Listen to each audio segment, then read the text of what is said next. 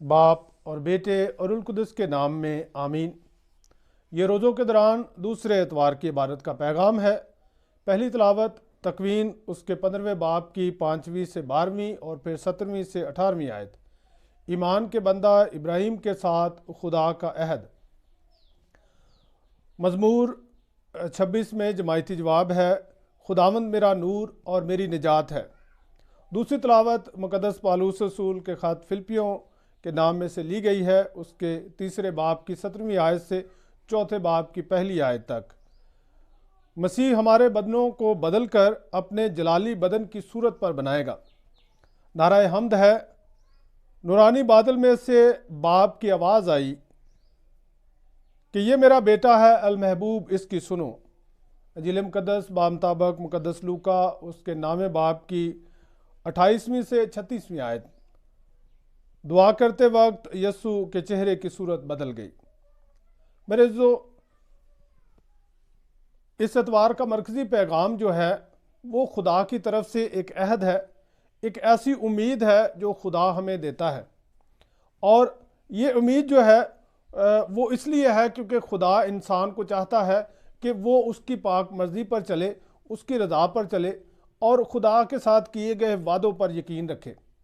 آج کی پہلی تلاوت میں ہم یہ وعدہ دیکھتے ہیں کہ ابراہیم جو خدا کے ساتھ چلنے والا، جو خدا پر ایمان رکھنے والا ایک شخص ہے، وہ بے اولاد ہے، اور بے اولادی کی حالت میں وہ خدا سے یہ شکوہ کرتا ہے کہ میرا جو غلام ہے، میرا گھر کا نوکر ہے، وہی میرا وارث ہے۔ تو خدا اسے کہتا ہے کہ تیری اولاد اس قدر زیادہ ہوگی جیسے سمندر کی ریت ہے، آسمان کے ستارے ہیں، اگر تو انہیں گن سکتا ہے تو اسی طرح تیری اولاد بھی ایسی ان گنت ہوگی۔ یہ ایک تشبیہ ہے، ایک استعارہ استعمال کیا گیا ہے، اور ابراہیم اس بات پر یقین رکھتا ہے۔ اس کی عمر زیادہ ہو گئی ہے، اس کی بیوی کی عمر زیادہ ہے، وہ بانجھ ہے، مگر پھر بھی وہ خدا کے عہد پر یقین رکھتا ہے۔ اور جو ایک ہم دیکھتے ہیں کہ وہاں پر ایک رسم ادا کی گئی ہے کہ جانور لیے گئے ہیں، ان کو 2 حصے کیا گیا ہے، اور پھر اس میں سے خدا کو وہ گزرتا ہوا دیکھتا ہے، ایک جلتے ہوئے تندور اور اس آگ کو دیکھتا ہے۔ تو یہ اس دور کی ایک رسم تھی، اس دور کی ایک روایت تھی کہ جب 2 لوگ آپس میں عہد کرتے، کسی بات پر ایگریمنٹ ہوتا، تو وہ اسی طرح جانوروں کو جو ہے وہ 2 حصے کر کے اس کے بیچ سے گزرتے، اور یہ عہد ایسا ہوتا جو کبھی نہ توڑا جائے گا، کبھی بھی دونوں پارٹیز جو ہیں اس عہد کو نہیں توڑتی۔ اور یہ اسے امید کس بات کی ہے کہ تجھے خدا اولاد عطا کرے گا، اور یہ سرزمین جس پر تو کھڑا ہے، جس میں تو پردیسی ہے، وہ زمین تجھے دی جائے گی، تیری اولاد کو یہ میراث میں دی جائے گی۔ انجیل مقدس میں خداوند یسوع مسیح کی تبدیلی صورت کا واقعہ ہے۔ یہ واقعہ بہت ہی حیران کن ہے۔ خدا کے کلام میں بہت ساری باتیں جو ہیں وہ انسان کی سمجھ سے بالاتر ہیں، اور اسی طرح یہ واقعہ جو ہے خداوند یسوع مسیح کے جلالی صورت کو دیکھنے کا واقعہ، یہ واقعہ بھی جو ہے وہ انسانی عام سمجھ سے، ہماری سمجھ سے یہ باہر ہے، مگر ہم خدا کے کلام کی روشنی میں سے سمجھنے کی کوشش کرتے ہیں کہ تینوں اناجیل، مقدس متی کے انجیل کے 16ویں باب میں، مقدس مرکز کی انجیل کے 8ویں باب میں، اور مقدس لوکا کے 9ویں باب میں یہ واقعہ لکھا ہے، اور ترتیب اس کی یہ ہے کہ اس کے اوپر والے واقعات جو ہیں وہ بالکل ایک جیسے ہیں۔ پہلے خداوند یسوع مسیح یہ سوال کرتے ہیں کہ لوگ مجھے کیا کہتے ہیں، اور اس کے جواب میں پطرس کہتا ہے کہ تو المسیح ہے، زندہ خدا کا بیٹا۔ اور پھر جب خداوند یسوع مسیح اذیت کی پیشگوئی کرتے ہیں تو مرکز اور متی میں ہم یہ دیکھتے ہیں کہ پطرس ہی ہے جو اعتراض کرتا ہے، پطرس ہی ہے جو خدا کے منصوبہ کو نہیں سمجھ پا رہا اور کہتا ہے کہ تیرے ساتھ ایسا نہیں ہوگا۔ اور اس کے بعد خداوند یسوع مسیح کہتے ہیں کہ اگر کوئی میری پیروی کرنا چاہتا ہے، اگر کوئی میرے پیچھے آئے تو وہ اپنی صلیب اٹھائے، خود انکاری کرے، اور دکھوں اور اذیتوں میں سے گزرنا لازم ہے اس جلال تک پہنچنے کے لیے۔ اور اب خداوند یسوع مسیح انہیں ایک پہاڑ پر لے کر جاتے ہیں، اور اس پہاڑ پر دعا کرنے کے لیے جا رہے ہیں۔ خداوند یسوع مسیح جب اپنی منادی کا، اپنے مشن کا آغاز کرتے ہیں تو اس وقت بھی صحرا میں جاتے ہیں، اور وہاں پر جا کر بیابان میں تیار ہوتے ہیں، اپنے آپ کو تیار کرتے ہیں منادی کے لیے۔ اور یہاں ایک بار پھر خداوند یسوع مسیح دعا کر رہے ہیں، اور یہ جو ہے ایک دوسرا سلسلہ شروع ہونے والا ہے، اور وہ ہے خداوند یسوع مسیح یروشلم کی طرف سفر کرنے کو ہے، یروشلم کی طرف جانے کو ہے، اور وہ کس لیے جانے کو ہے؟ تاکہ وہ قربان کر کے اپنے آپ کو انسان کے لیے نجات کی راہ کھولے۔ اب شاگرد خداوند یسوع مسیح کو دیکھتے ہیں کہ اس کی صورت بدل گئی ہے۔ یہ صورت کا بدل جانا جو ہے، یہ خداوند یسوع مسیح کی جلالی صورت کو دیکھنا ہے، یہ دیکھنا ہے، وہ مستقبل دیکھنا ہے جو خداوند یسوع مسیح ان دکھوں میں سے گزرنے کے بعد جلالی صورت میں خدا کے دائیں ہاتھ بیٹھا ہوگا۔ اور یہ جلالی صورت جو ہے، جب خداوند یسوع مسیح جلالی صورت میں آتے ہیں تو وہاں پر دو اور اشخاص موجود ہیں۔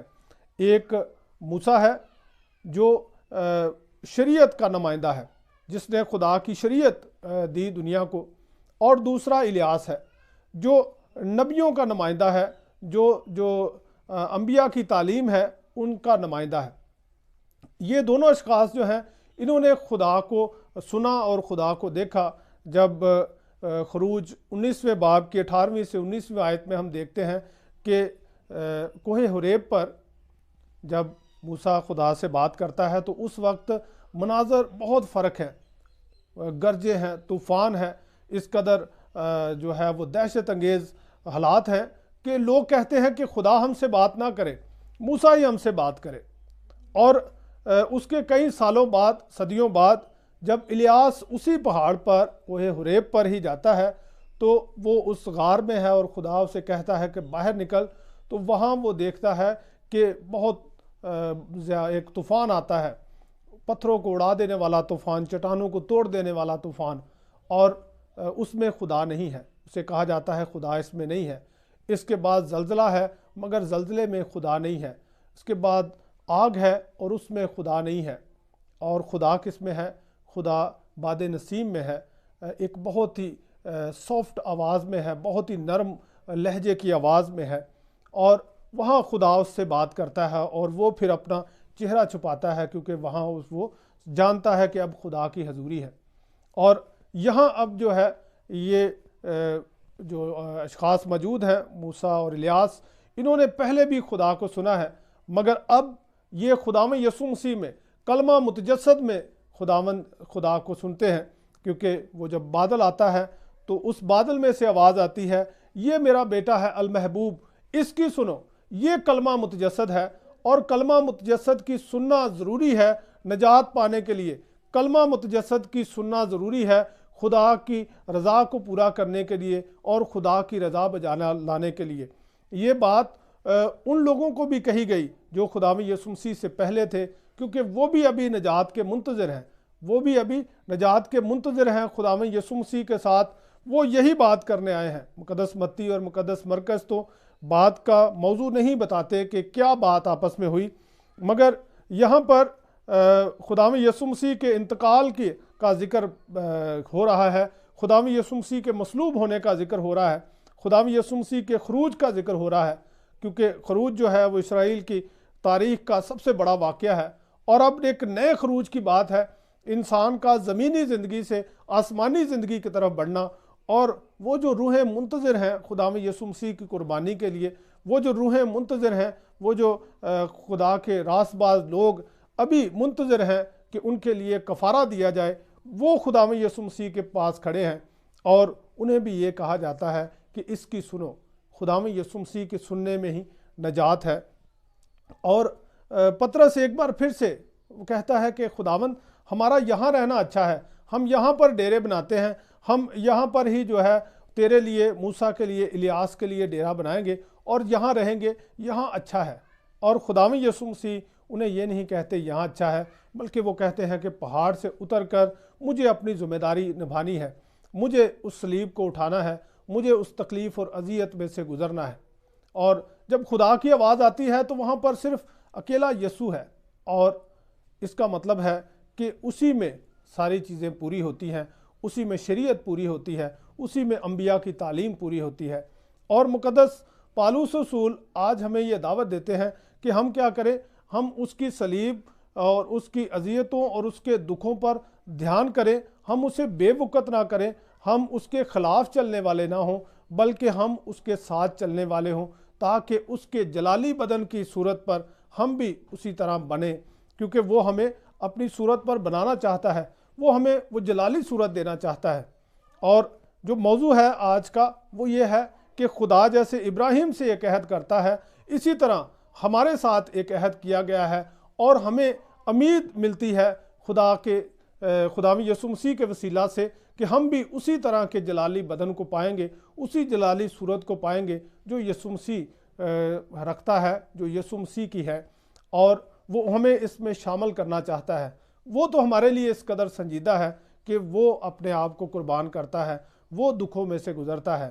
اب ہمارے لیے بھی یہ وقت ہے کہ ہم بھی ان دکھوں میں سے گزریں، ہم بھی زندگی کے مسائل کا مقابلہ کریں اور ایمان میں مضبوط رہ کر خدا کی رضا کو بجا لائیں۔